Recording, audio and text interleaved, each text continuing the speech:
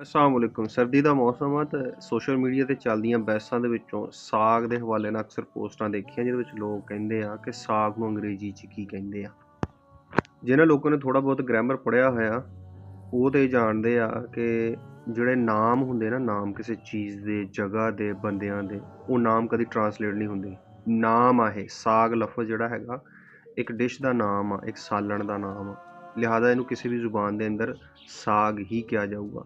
ਉਹ ਕਈ ਫਿਰ ਸਿਆਣੇ ਜਿਨ੍ਹਾਂ ਨੇ ਬਹੁਤੀ ਡਿਕਸ਼ਨਰੀ ਪੜ੍ਹੀ ਉਹ ਫਿਰ ਮਸਟਰਡ ਗ੍ਰੀਨ ਕਰੀ ਤੇ ਫਲਾਨਾ ਫਲਾਨਾ ਫਲਾਨਾ ਉੱਧਰ ਨੂੰ ਤੁਰ ਪੈਂਦੇ ਆ। ਇਹ ਆਲਮੀ ਗ੍ਰਾਮਰ ਦਾ ਅਸੂਲ ਹੁੰਦਾ ਵਾ ਕਿ ਨਾਮ ਕਦੀ ਟਰਾਂਸਲੇਟ ਨਹੀਂ ਹੁੰਦੇ।